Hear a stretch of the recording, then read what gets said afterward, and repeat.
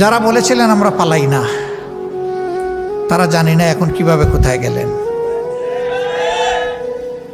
আমরা কোনোদিন এটা বলি নাই যে আমরা পালাই না, তবে আলহামদুলিল্লাহ রাব্বুল ইজ্জত আমাদেরকে এটুকু মেহরবানি করেছেন যে আসলেই আমরা পালাইনি।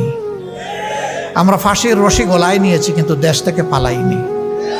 আমাদের একজন, তিনি আমেরিকায় ছিলেন স্বাভাবিক কাজে, সেই সময় বন্ধুবান্ধব তাকে নিষেধ করেছে, ডোন্ট কাম ব্যাক। তিনি বলছেন কেন?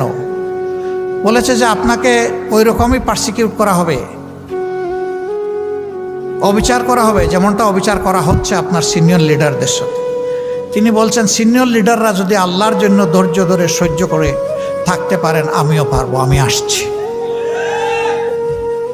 আদালতে দাঁড়িয়ে আমাকে ফাঁসি দেওয়া হোক, আমার কোনো আপত্তি নাই। আমি পলাতক হিসাবে এই বদনামের অংশ নিতে চাই না যে আমি অপরাধী।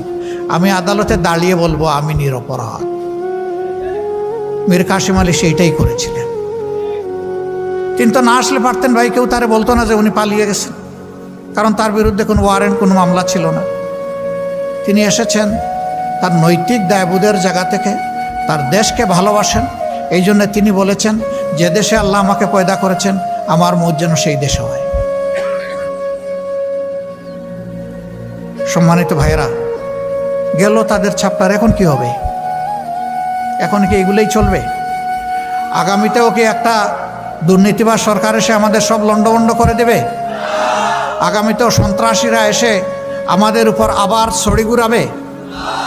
আগামীতে আমাদের মা বোনদের ইজ্জত নিয়ে আবার টানাহেঁচড়া করা হবে? আমাদের জীবনের উপর কালো হাত নেমে আসবে? সবগুলার বিরুদ্ধে আমাদেরকে সিংহের মতো গর্জন করতে হবে ইনশাআল্লাহ। আমাদের স্পষ্ট বক্তব্য, দুর্নীতি তোমাকে লাল কার্ড, সন্ত্রাস তোমাকে একেবারেই কালো কার্ড, অবিচার তোমার জায়গায় সমাজে হবে না।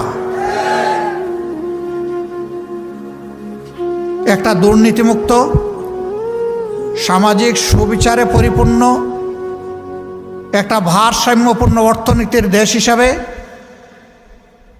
বুক চিতিয়ে যুদ্ধ করা যুবকদের হাতে তাদের মেধার মূল্যায়ন করে তাদেরকে দেশের দেশ গঠনে তাদেরকে কাজে লাগানোর সেই পরিকল্পনা নিয়ে আগাচ্ছে বাংলাদেশ জামাত ইসলামী। আমাদের অঙ্গীকার একেবারেই স্পষ্ট, আমরা শিক্ষা স্বাস্থ্যকে সবচেয়ে বেশি গুরুত্ব দেব। কারণ একটি ভালো জাতি গড়তে হলে অবশ্যই আমাদের একটা ভালো শিক্ষা ব্যবস্থা লাগবে। আমাদের শিক্ষা ব্যবস্থা ভালো নেই। একটা ভালো